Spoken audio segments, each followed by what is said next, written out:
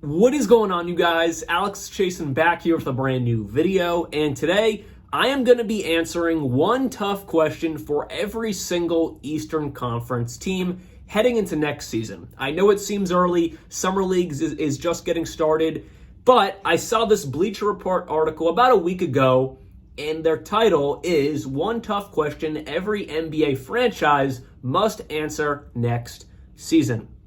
And I thought this is a fantastic video idea. They go through, or actually Andy Bailey of Bleacher Report goes through all 30 teams posing questions, but I'm going to turn this into two separate videos. Today will be Eastern Conference. In a couple days or a week from now will be Western Conference. But let's get things started, jumping into the questions with the Atlanta Hawks being the first one. The question is Trae Young still the cornerstone of this team? Absolutely. I know they drafted Zachary Razor-Shea #1 overall. No team drafts a #1 overall pick without their mindset most likely being this is the player of the future. But in my opinion, and I think this is an opinion of many people, Razor-Shea is very raw. He's a major project. It's going to take him a lot of time to become that #1 overall pick worthy guy. I understand why they didn't go with Alex Sarr. They are already two really good big men deep with Capella and Okongwu in Atlanta. So I understand why they didn't go the Sarr route. Also, Sarr didn't even take a workout with the Hawks. I understand that. Razor-Shea is a good wing that could fit alongside Trae Young, DeAndre Hunter, Jalen Johnson. He will be in the rotation right away. Obviously, as a #1 overall pick, no question. But point being, there was more availability for him to get good run, unlike that center position. But he's only 19 years old. This man was born in 2005. He is young.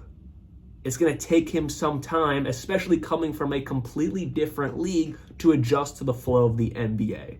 Someone like Sarr, I think his game can adjust right away. He's more compatible for the NBA play because he's a big man that can space the floor. That's pretty equal to wherever you play in the world. If you can do that anywhere, you can do that in the NBA. As for a wing, I think it's going to take a little bit more adjusting. Not everyone's going to be Luka Doncic. So I know over time he'll become more of that cornerstone maybe, but as of now, it's still Trae Young. Next up, Boston Celtics. How long is the title window open? Short and sweet. It's as long as Tatum and Brown are on the Celtics together. As long as they are together, everyone else around them, as Holiday retires, as Al Horford retires, Porzingis gets himself kicked off the team because he's injured too much, whatever happens around Tatum and Brown, as long as they are together, since they've already won one together, I believe Brad Stevens will fill in the other voids just as well as he already has with the current team.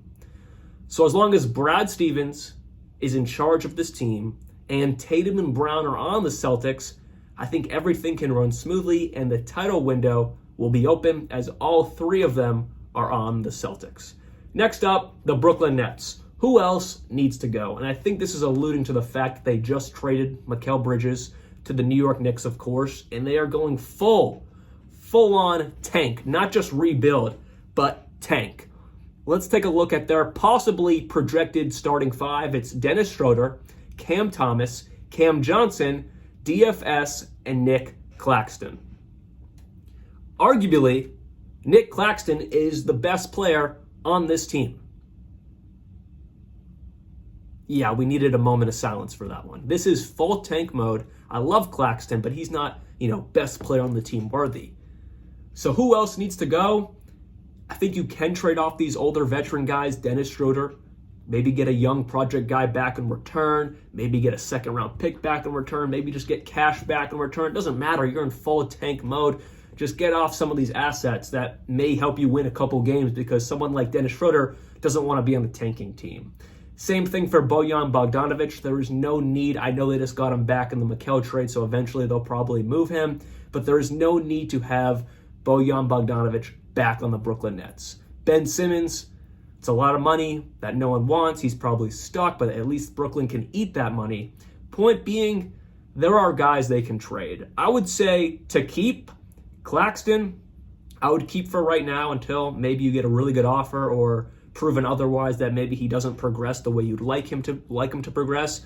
I would also keep Cam Thomas.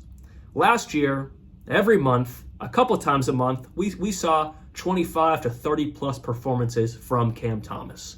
If he can become that every week, a couple times a week, to even maybe every night, I doubt that, but at least once a week, he shows progression in his ability to score high points more times than just a couple times a month, and we see it on Instagram and we all overhype him.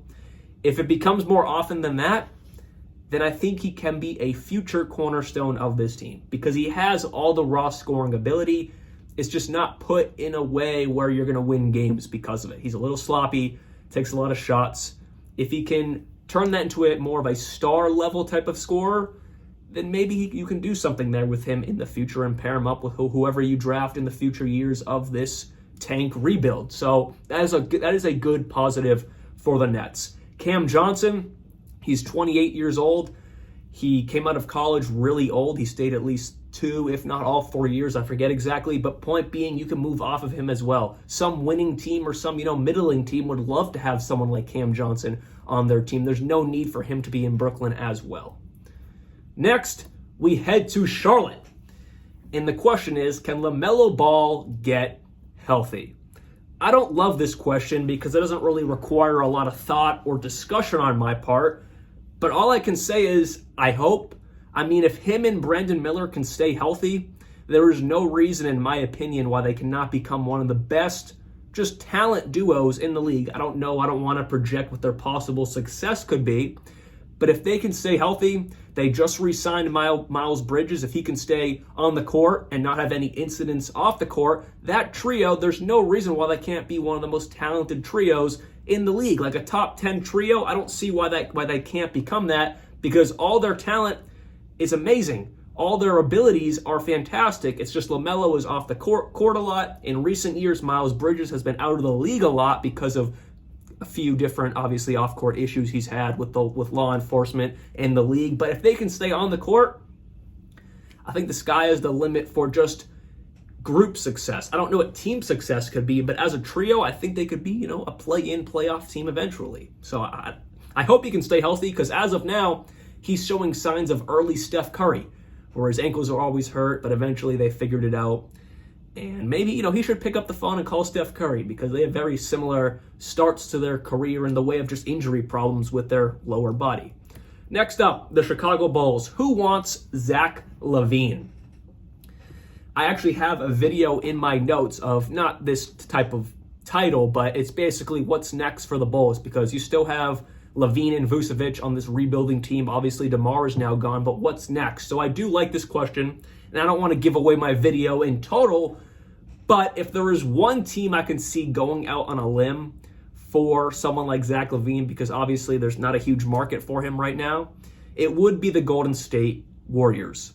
I just saw, it was either early this morning or late last night, the Jazz and Warriors obviously have continued their talks on Lauri Markkanen, but Danny Ainge wants Jonathan Kuminga. Like I predicted, I'll put that video up top to what the Warriors' future might look like with Lauri Markkanen and that whole trade scenario. I predicted Danny Ainge would want Kuminga. He wouldn't be just suffice with just Moody and Podziemski or whatever. So I predicted that, and I'm not surprised. But how does that relate to Zach LaVine? If they don't land Lauri Markkanen, that being Golden State, I think someone like Zach LaVine would be a solid piece to put around Stephen Curry because it's already been proven that the Warriors are trying to get all they can out of the few years, maybe 4 or 5 years Curry has left in the league. I believe he'll be 37 this coming year, so maybe he won't even play 5 more years, but he's looking like he could. He doesn't have many years left. That's the point. Why not try to pair him up with other stars and compete for a good playoff run? I don't know if that 5th championship for Curry is possible, but at least a good playoff run could be doable if you make a few other moves. So, possibly. Next up, who fits together? Talking about the Cleveland Cavaliers.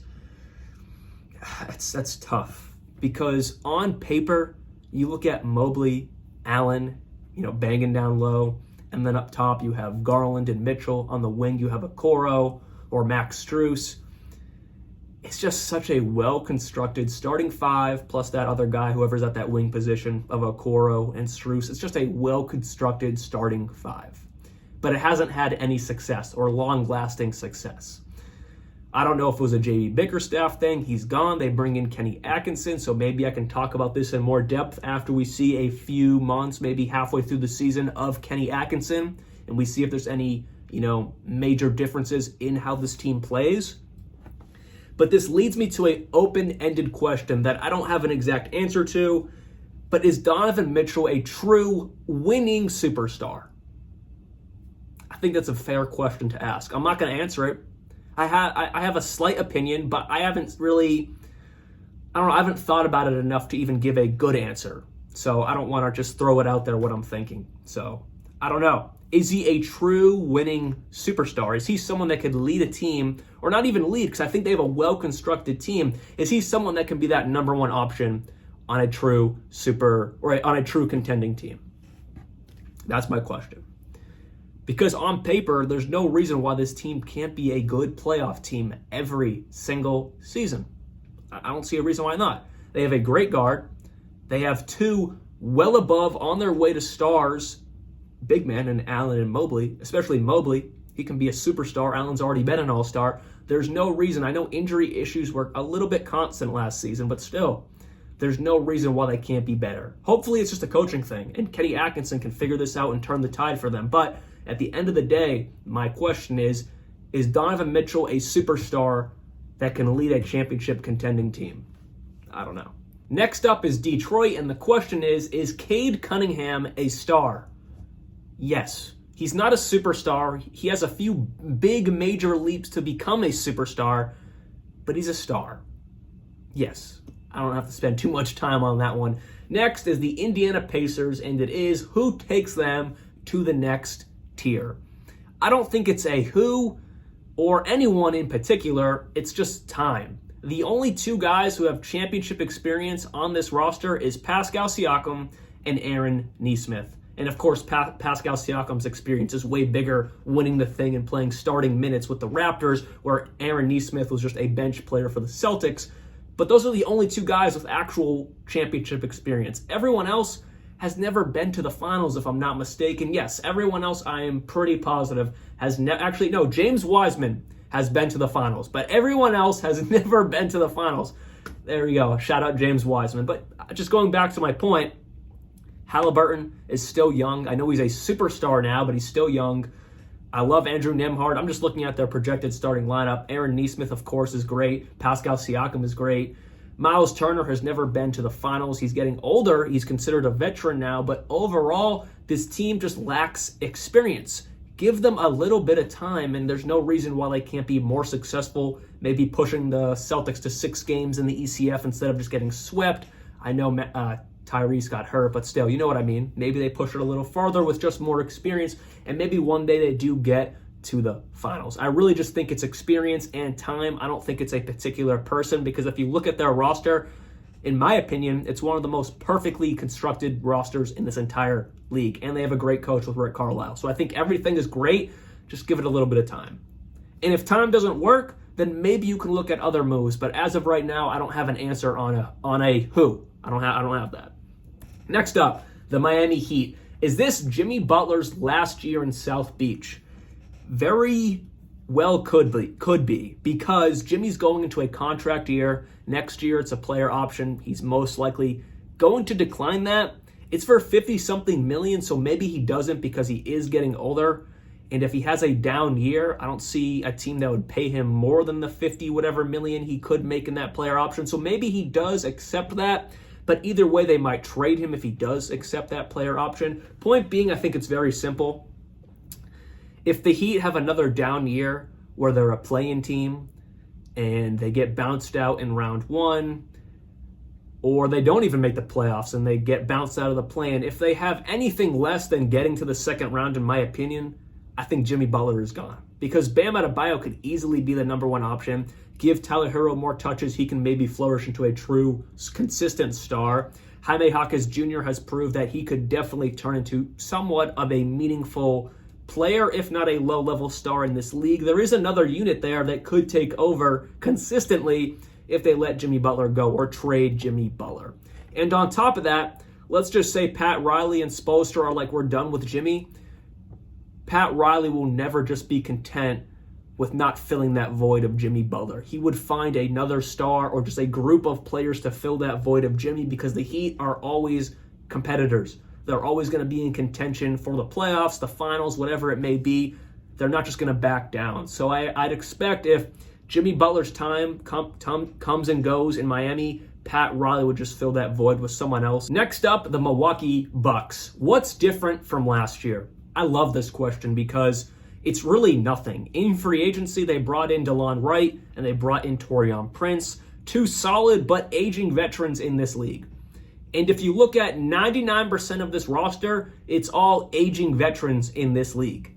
Chris Middleton, Brook Lopez, now Taurean Prince, now DeLon Wright. Bobby Portis is getting a little older. He's still great, but he is getting a little older. Giannis is also getting a little older. Still great, but he is getting a little older.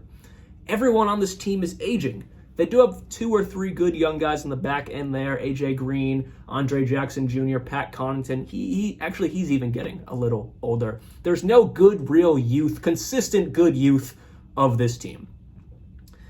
And Chris Middleton already has questions. Brook Lopez is getting older. I know he has kind of turned his career around ever since he got to Milwaukee, but he is getting older.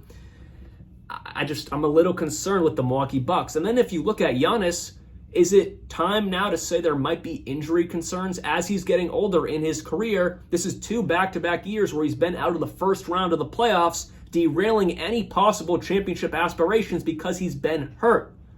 I'm not saying this is a trend now, but if it happens again this year, at any point in the season he misses meaningful time because of injury, I think that's time now we can say it's a trend. Maybe back-to-back years is a bad luck, but if it becomes 3 years in a row, he's out for an extended period of time, I think that's a trend, and that is a major concern on an already aging team, that now your number one star, as he gets older, is getting hurt more often. So what's different from last year? Not enough, in my opinion. And then, of course, Damian Lillard, who I didn't even mention in anything I talked about. What's he going to look like this year? He's getting older. He's not getting any younger.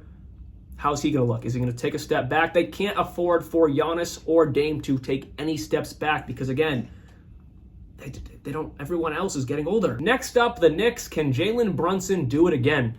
I don't see why not. You bring in Mikal. Now it's the power of Villanova friendship on this team. Jalen Brunson, I don't think it was a one-hit wonder. He had a phenomenal season last year. He can do it again. The only thing that's going to derail him or this entire team is Tom Thibodeau playing everyone 35 minutes a night in regular season games. And when it comes to playoff time, we saw it come to fruition this year. Guys get hurt.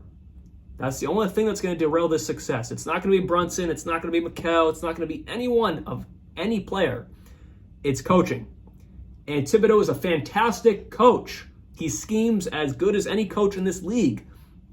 But his rotations are concerning if you want to go deep into the playoffs. That's all I have to say on that. When we're talking about Jalen Brunson, can he do it again? Absolutely. Next up, the Orlando Magic. Can they score enough? This is a team that was ranked 26th in three-point percentage last season. We saw it in the playoffs. They could not shoot the ball for the life of them against the Cavaliers when it mattered. Could not shoot threes. Even when it came to some twos, they were struggling. They made a move for KCP. I like that. They bring in a true sharpshooter in this league. They gave him a nice little bag, or a pretty good bag for someone like KCP. I respect that. But that doesn't change the fact that your main stars can't shoot threes consistently. That being Paolo, that being Franz Wagner. It doesn't change that fact. Because, in my opinion, if you're going to be a major successful team in this league, your star has to be at least above average in the three-point department, if not well above average. Obviously, that's a plus. But you're bringing in a great role player, a great complementary piece who's a great three-point shooter. But I don't know if that moves the needle enough to change what we just saw. I mean, obviously their three-point percentage will be a bit better because they're bringing in a sharpshooter, but I don't know if that changes the way the playoffs would look again this coming year for the Magic because of the lack of great perimeter shooting, besides now bringing in KCP. Because no one of star value on this team is like, all right, I need to lock him up every time he touches that three-point line. There's not enough of a threat there. So can they score enough? I hope. They were thinking the right way by getting KCP. I just don't know if he moves the needle enough. Philadelphia, can Joel Embiid stay healthy? Kind of like that LaMelo Ball thing. I don't really have a great answer because I can't see into the future. I'm not a genie, but I hope so. One little thing I can say on this is Kawhi Leonard is not playing in the Olympics because of injury concerns. Joel Embiid is similar. Why is he playing in the Olympics? I heard yesterday that the Clippers weren't the ones that pulled the plug on Kawhi playing for Team USA. I don't know if I necessarily believe that because they need Kawhi Leonard urgently.